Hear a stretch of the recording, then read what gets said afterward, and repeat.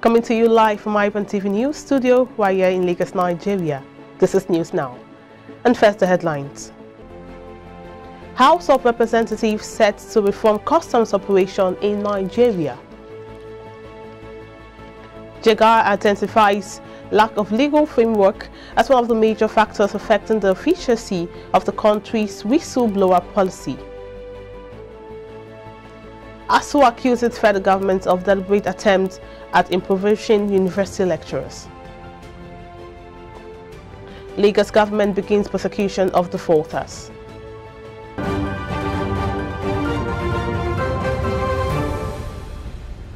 Glad to have you join us. Here are some stories we're tracking at this hour. My name is Margaret Opara. The Senate on Wednesday referred President Buhari'S nominees to serve as resident electoral commissioners of the Independent National Electoral Commission (Inec) to its committee on Inec. The referral followed the receipt of executive communication which was read on the floor of the Red Chamber by the Senate President Dr. Ahmad Ibrahim Lawan on Tuesday.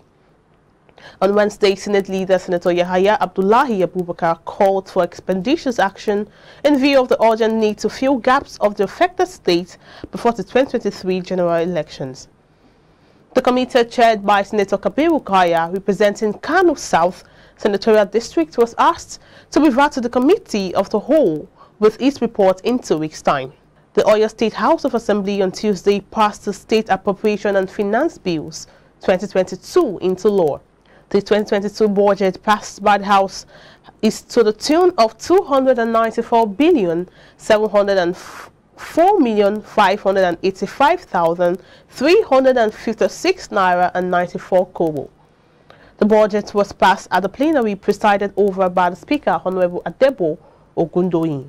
The House had earlier accepted the report of the House Committee on Public Accounts, Finance and Appropriation read by its chairman, Honorable Hakim Mustafa, after the clause-by-clause considerations. The Speaker, Honorable Adebo Ogundoyin, said the House will do everything in its constitutional power to monitor the implementation of the 2022 budget. The Speaker expressed optimism that the budget-tagged budget of growth and opportunities will bring out the much growth and development in Oyo State. And now moving on, the Speaker of the House of Representatives, Femi Gbajabiamila, has given assurances that the House of Rep will implement a wholesome reform of customs and excise operations in Nigeria.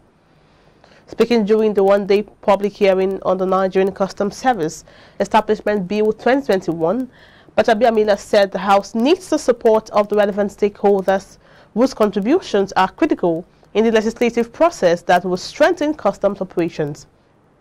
The committee chairman, Honorable Abejide, stated in his welcome address that the Nigerian Customs Act, its regulations and operational guidelines are archaic, obsolete, and no longer in tandem with modern-day challenges, and this has unfortunately reduced measurably the occurring revenue against the volume of trade. End of quote. Thus, he said the public hearing would provide an opportunity of transforming the Nigerian Customs Service to being the most potent revenue collecting body in Africa and to making the most efficient, streamlined, technologically driven and people-friendly agency of the Nigerian government. End of quote. A former chairman of the Independent National Electoral Commission, Inec, Professor Ataibu Jega, has identified a lack of legal framework as one of the major factors affecting the efficiency of the country's whistleblower policy. Speaking at the 2-day National Conference on Whistleblower Policy in Nigeria, Jega said the 5-year duration has taken to have a legal framework for the policy shows the national inertia to fighting corruption, adding that it would require a lot of efforts to get the National Assembly to pass the bill. Jega expressed the need to properly contextualize the laudable policy for Nigerians to get the benefits attached to it. He also highlighted the constraints of implementing the policy of the states or at the state and local levels because it is a federal policy. Aside from ensuring the speedy passage of a legal framework, Jega made several recommendations to help speed up the efficiency of the policy, among which he said should be continual revision and updating improvement of the policy while drawing appropriate lessons from global past. Now, the Academic Staff Union of Universities on Tuesday lamented that the federal government has turned its members to farmers and taxi drivers. ASU accused the federal government of a deliberate attempt at impoverishing university lecturers by its blunt refusal to implement the Memorandum of Action signed with the union in 2020. The coordinator of ASU Lagos Zone, Comrade Adelaja Odukoya, stated this while addressing journalists at the end of the zonal meeting of the union held at the Federal University of Agriculture, Abeokuta, in Ogun State. Odukoya berated members of the National Assembly for enjoying jumbo pay at the detriment of lecturers' welfare, declaring that there is no going back on the planned strike action unless the government meets its demand. He also noted that the last time the salary of lecturers were increased was in 2009. He accused the federal government of paying lip service to education by poorly funding the sector, poor pay to lecturers, and inadequate infrastructure in tertiary institutions, among others. And more stories, the Yobe State Governor Mai Bala Buni on Tuesday sought federal government support for the restitution of Lake Chad, implementation of the Great Green Wall, and actualization of the Mambila hydroelectric power project in the northeast region. Buni made the appeal at the official opening ceremony of 6th Northeast Governors Forum meeting that took place at the Government House in Damaturu. He stated that the initiative and commitment of the Northeast states to such important projects will free the northeastern region from the clutches of insecurity, poverty, and other emerging challenges of development in the aftermath of the over 1 decade of insurgency which has devastated many communities in the individual state.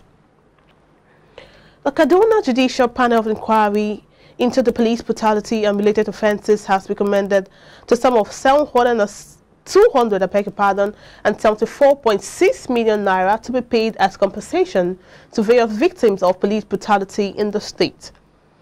The chairman of the panel, Justice David Woyom, said the panel received 64 petitions, struck out 6 on petitioners or counsel's applications, while 13 were struck out due to lack of diligent prosecution, and it had 43 petitions, which from 7 were dismissed for lack of merit. William disclosed that after evaluating the evidence and the exhibit tendered and admitted, the panel recommended the payment of compensation in respect to 23 petitions in the sum of 274.6 million naira for deaths, injuries, and permanent incapacitation. The Deputy Governor of Kaduna State, Dr. Hadisa Sabuwa Balarabe, while receiving the report on behalf of Kaduna State Government, thanked the panel for its due diligence and service in ensuring according to reports, and has promised to release a white paper as response to the panel's report.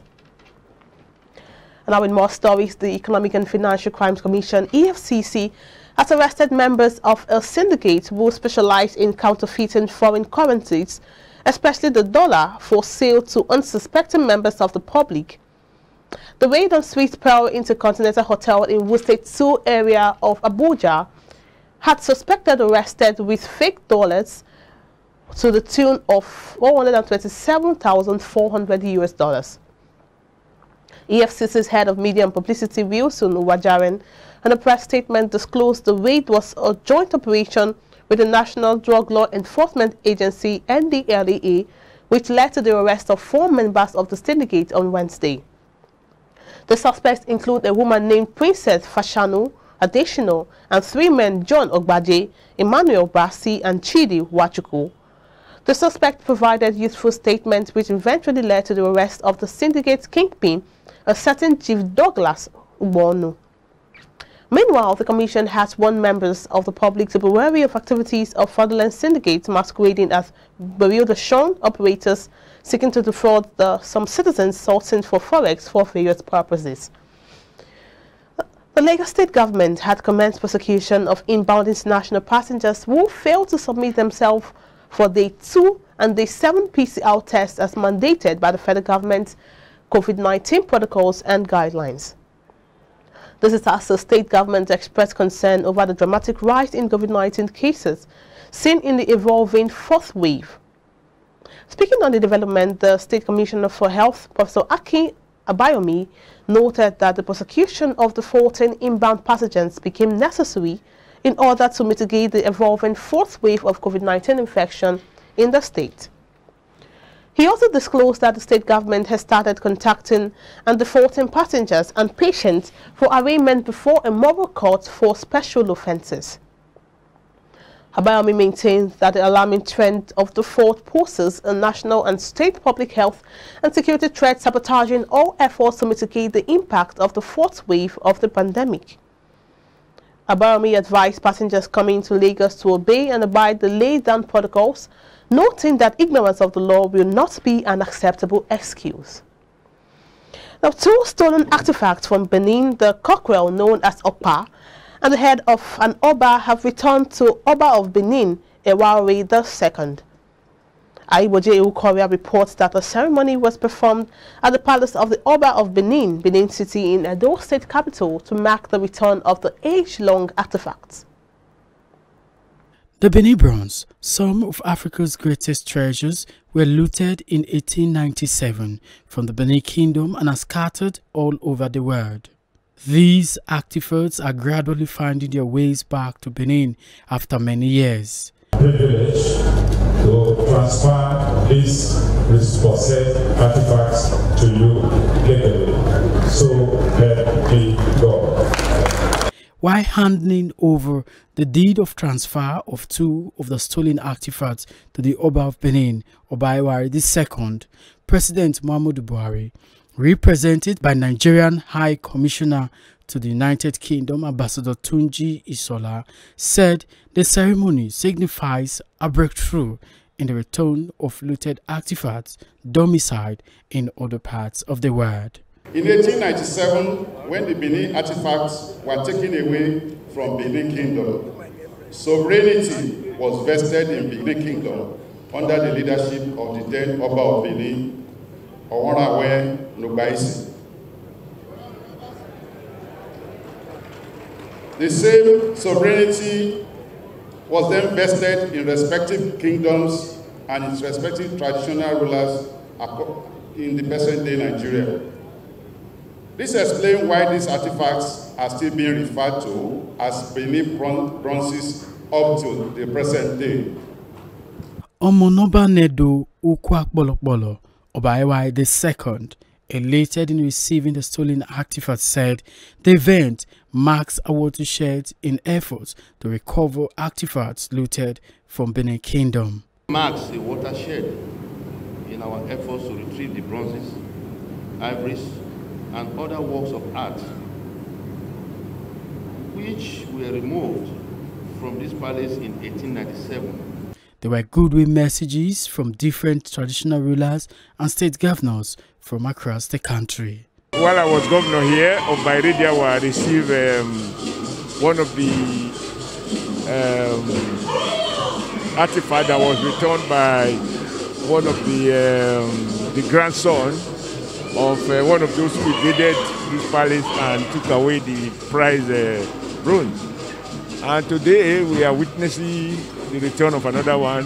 The artifacts that were taken away almost over 200 years ago have been returned to Benin today. And it's a significant point in the history of Benin. We're happy and extremely happy. Congratulate the president that this is happening in his time. This shows that the various diplomatic shuttles are yielding results. In 1897, the British troops looted thousands of artworks known as the Benin bronze from Benin in present-day Nigeria. Aiboje Korea, reporting for iBrandTV News. We'll take a short break now. A story from the Africa scene after the break.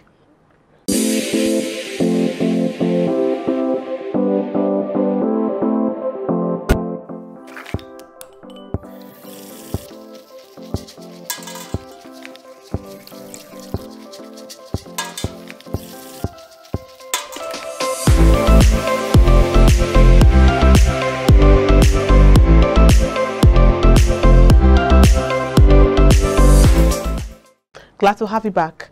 And now on the African scene, South Africa's High Court has ordered former President Jacob Zuma to return to jail after settling aside an earlier decision to release him on medical parole. The 79-year-old began medical parole in September and is serving a 15-month sentence for contempt of court after he ignored repeated invites to participate in a corruption inquiry. Zuma handed himself in on July 7 to begin his prison sentence, triggering the worst violence South Africa had seen in years as his angry supporters took to the streets. The protests widened into looting and an outpouring of anger over the hardship and inequality that persists in South Africa 27 years after the end of apartheid. More than 300 people were killed and thousands of businesses were pillaged and razed. Zuma's presidency between 2009 to 2018 was marked by widespread allegations of graft and wrongdoing, and faces a separate corruption trial linked to his sacking as deputy president in 2005, where he was implicated with a $2 billion government arms deal. That trial against Zuma, which has been held up for many years on multiple charges, including corruption, racketeering, and money laundering, is expected to continue next year. He denies wrongdoings in all cases and says he is a victim of political witch hunts meant to marginalize his faction within the ruling African National Congress.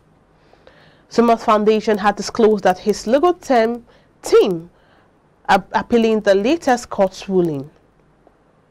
Now, Rwanda has opened a diplomatic mission in Central African Republic as both countries seek to improve their bilateral relations. The Rwandan government has named 2 diplomats who will be accredited to the Central African Republic CAR, making a significant step towards Rwanda's establishment of a diplomatic mission in the country. The appointments made Olivia Kayuba as the head of the mission, while Didier Regina has been appointed as second counselor in the mission. Prior to this appointment, Kayuba was the permanent secretary of the ministry in charge of emergency management, a post he has held since December 2017. Kayuba has also previously worked as a Rwandan diplomat in France and Belgium for a period of 10 years. Beyond ties on security, the 2 countries have signed agreements on defense, mining and oil, as well as investment promotions. And now it's news on the foreign scene. The leaders of Georgia, Moldova and Ukraine lobbied the European Union at a summit on Wednesday not to let them begin negotiations to join the bloc, but for now they are expected only to win reassurances of support against any possible Russian aggression. The one-day Eastern Partnership Summit also highlights the limited success of the EU's approach to the 6 ex-Soviet republics it embraces, all of them in what Russia considers as its backyard, where it has existential security and other interests. Excerpts of the draft final summit statement made available to the media show that the EU will acknowledge the European aspiration and the European choice of 5 countries concerned. Under the Eastern Partnership Initiative, the EU is offering money, technical assistance and free trade, but not membership. But joining the EU remains an attractive goal, and on Wednesday, the daughter of jailed Kremlin critic Alexei Navalny said she thought even Russia itself would one day become a member. Coming up next is business news.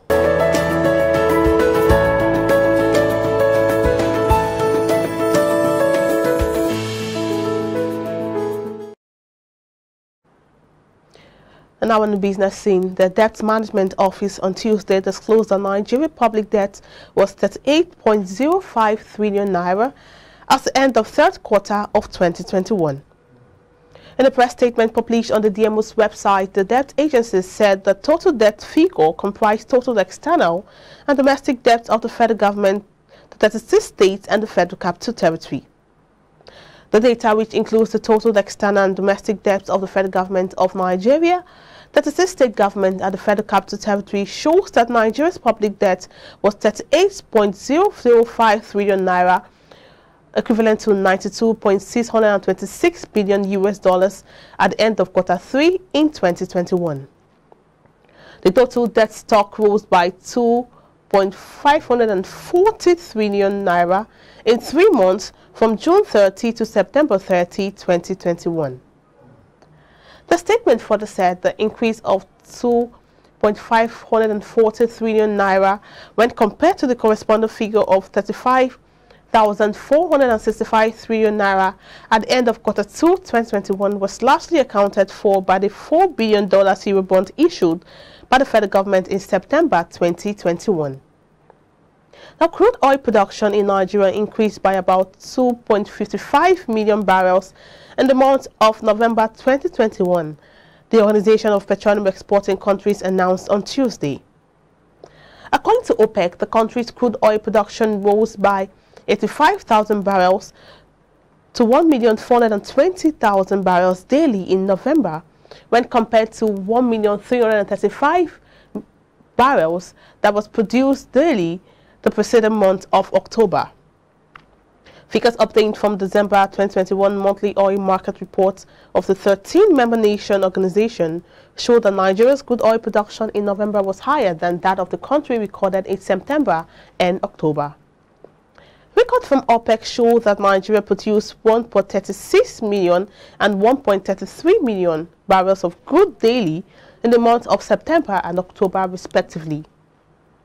Meanwhile, OPEC kept its oil forecast for 2022 unchanged at 4 million barrels per day, adding that indeed some of the recovery previously expected in the fourth quarter of 2021 was now shifted to the first quarter of 2022, followed by a steadier recovery throughout the second quarter of next year. Meanwhile, the federal government on Tuesday said Nigeria lost an estimated $235 billion worth of investments in the oil and gas sector for delaying the passage of petroleum industry bill by about 2 decades. The Minister of State for Petroleum Resources, Cinematography, said findings also showed that the country lost about $15 billion annually during the period of the prolonged delay. The PIB became an act, Petroleum Industry Act, on August 16, 2021, after the President Muhammadu Buhari gave assent to the bill, making it a law for the oil sector.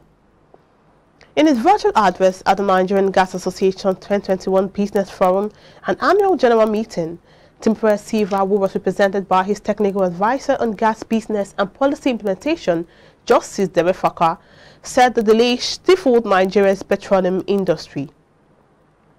And also, the federal government announced that it plans to ensure full liquidation of outstanding arrears due ex-workers of the remaining 3 defunct agencies. This was announced by the Minister of Finance, Budget and National Planning, Mrs. Ahmed Zainab, in Abuja on Tuesday at the Pension Transitional Arrangement Directorate, PTAD, according to NAN. She discussed this during the official finalization payment of inherited unfunded liabilities to pensioners of defunct agencies. Zainab Ahmed said in quotes, "I am happy to oversee the completion of the payment of the outstanding liabilities due ex-workers of 2 defunct agencies, namely Nigeria Reassurance Corporation and New Nigerian Newspapers Limited. Recall last week that the National Pension Commission, PENCOM, disclosed 72,000 participants had been registered under the Micro Pension Plan, MPP, as of November 2021. And still in business stories, the CBN says $700 million has been invested into the country's payment system by Nigerian founders between 2015 and 2020. Godwin Emefiele disclosed these at the 2021 Annual Bankers Committee retreat in Lagos, Nigeria. The CBN governor said in quotes, "With the growing pace of digitization globally, we will continue to leverage digital channels in fulfilling its objective. Reflective of the confidence in our payment system between 2015 and 2020, about $700 million had been invested in firms run by Nigerian co-founders." End of quote. Mr. Emefiele praised the success of its CBDC, the eNaira. He said, "The eNaira will ensure that Nigerians in remote areas can conduct financial activities using their digital devices at little or no cost." End of quote. He stated that the Apex Bank is focused on building a robust payment system in Nigeria which is cheap, fast, efficient, and safe. Coming up next is entertainment news.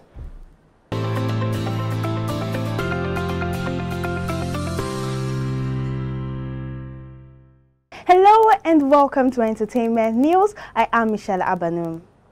Worried by the growing evidence linking the entertainment industry with the uptake of tobacco use and given its impact on public health, the Federal Ministry of Information and Culture and the National Film and Video Censors Board and other stakeholders have agreed to escalate its awareness creation and education in the movies and entertainment sectors.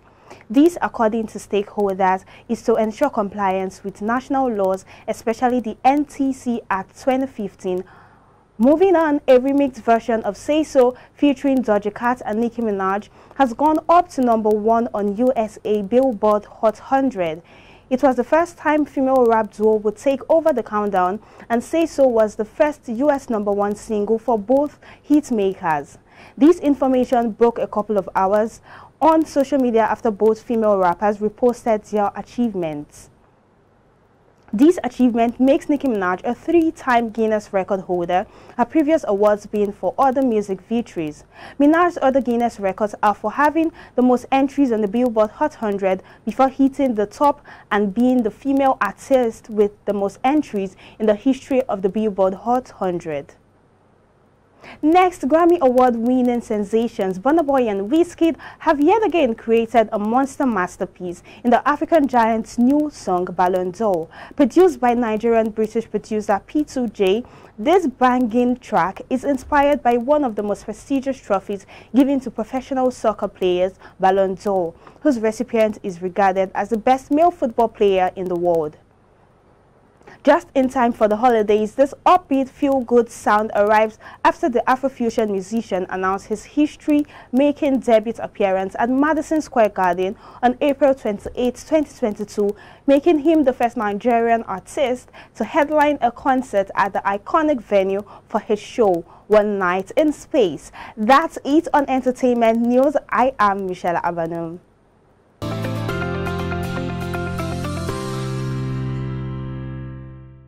Thank you very much.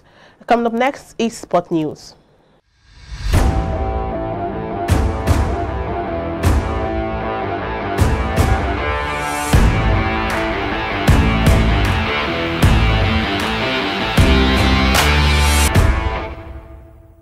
On Sports Update at this hour, Barcelona striker Sergio Aguero has announced his retirement from football. The 33-year-old subbed while announcing the news on Wednesday, less than 6 months after joining Barcelona. The former Manchester City striker was taken to hospital on the 30th of October after experiencing chest discomfort during a 1-1 draw with Alaves.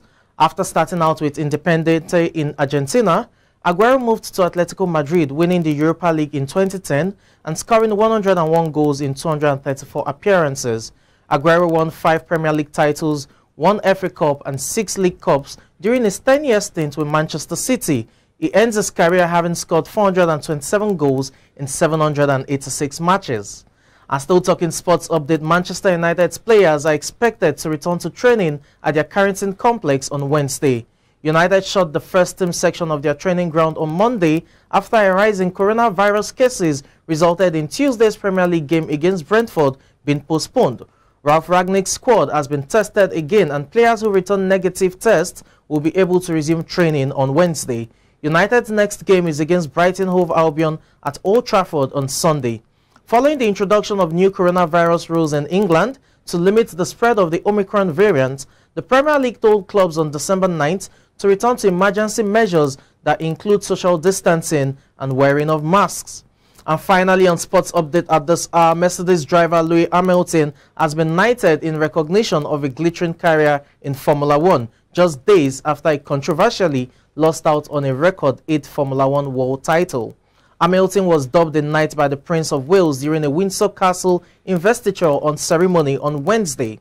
He was joined by his mother, Carmen Lockhart, and was all smiles as they posed for pictures in the castle's quadrangle. The 36-year-old is the 4th Formula One driver to be knighted, following in the footsteps of Sir Jack Brabham, Sir Sterling Moss, and Sir Jackie Stewart, and he is the first to be awarded the honor while still competing. Hamilton was recognized in the New Year's honors list following a record-breaking year in which he eclipsed Michael Schumacher's all-time victory tally and emulated the German by winning his 7th world title. And that's it on Sports Updates. I'm Samson Olede.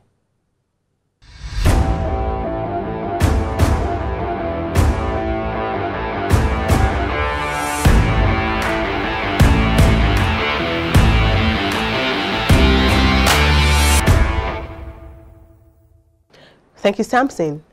And at this point, we call it a wrap on news now at this hour. For more news stories, please visit our website, subscribe to all our social media platforms, and tune into Start Time Channel 143 for more interesting updates. My name is Margaret Oba. Thanks for watching.